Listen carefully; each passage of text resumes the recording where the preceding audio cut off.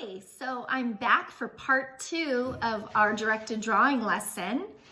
Yesterday we drew the outline of our bunny, and today I'm going to show you how we're going to add color to it to make it look really, really neat. All right, so if you're going to use watercolor on yours, you want to make sure that you outlined it with crayon. Okay, so yesterday I told you you can either use pencil or crayon.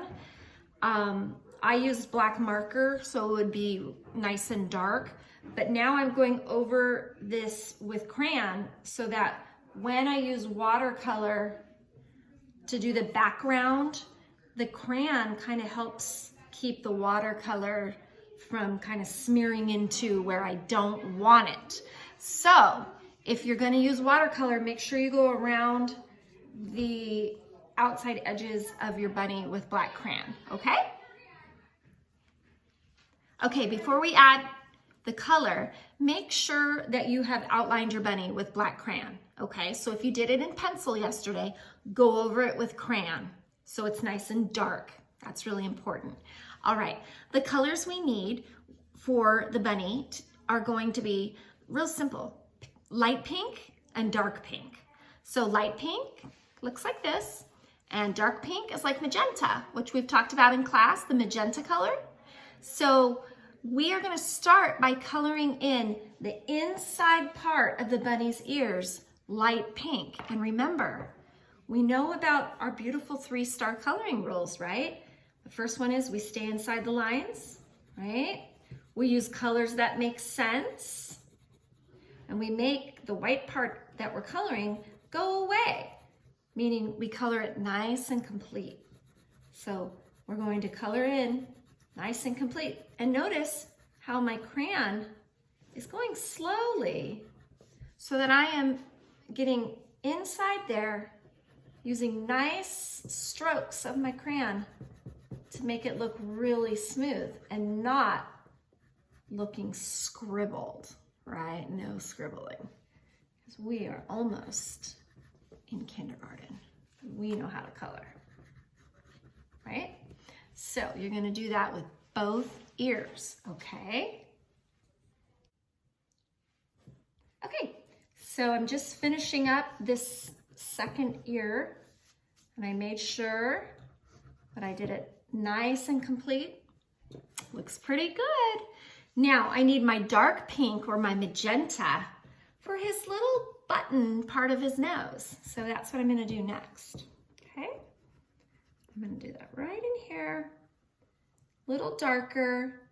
You can just see how having it be a different color makes it look a little more interesting there. Okay, so that's going to be the dark pink. All right.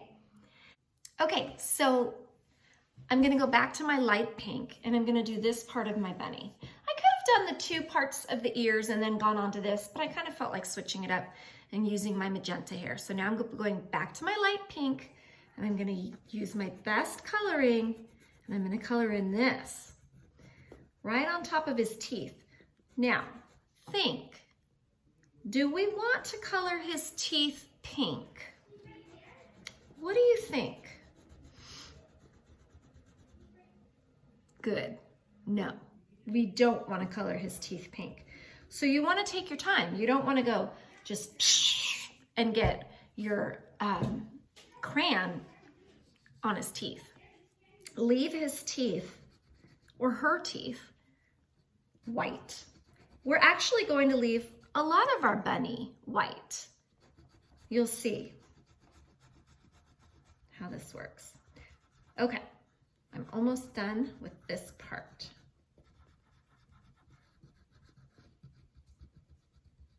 How's that look? I'm going to turn it around and take a good look at it and make sure it looks good to me. Oh yeah, I see some parts I need to finish up because I want to make sure I'm nice and complete. That looks pretty complete to me. Think it looks pretty complete to you? Yeah, okay. So, next step is, or if you have watercolor, this is when you're going to want to use it, okay? You only need one color. I have paints that look like this. Okay, so you have your watercolor paint, and if you don't have watercolor paint, that's okay. Just pick a light color that you would use as the background, because we're only using the watercolor paint to color the background, okay? And I had a hard time deciding between the green and the blue and the purple for my background color. Even yellow would look nice too, would look very bright and springy. But I think I'm gonna go with the lavender color, the purple, because when I add water to it, I think it's just gonna look really beautiful behind my bunny. So that's what I'm gonna do. I'm gonna get my brush wet. I just have a little glass of water here, that's all. And I'm going to make sure I put it in the purple, and I'm gonna get my purple nice and wet, like that. And then I'm just gonna start coloring, actually painting, the background of my bunny picture, right? And I used crayon here so that the paint would kind of stay on this side of the black line without crossing over. So that's why the crayon was really important. Now, if you don't have watercolor paint, don't worry. You can use a crayon, or you could use colored pencils. You could use markers. But just make it a different color than the shade of pink that you used for your bunny's ears and your bunny's nose. You see, if you look closely, you'll see I have light pink, dark pink, and then I have this purple that's even another shade. So the three colors really make my painting look really neat. Because remember, when you use more than one color, it adds detail to your artwork, okay? Notice how I'm holding the brush too. Very similar to how I hold the pencil, but instead of being way down here like a pencil, I hold it up here. That's what feels really comfortable to me. Okay, so I'm gonna just, uh-oh, I messed up. Should I cry? Throw my paper away? No, it's okay. That's not the end of the world.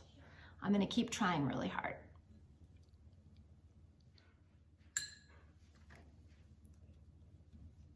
All right.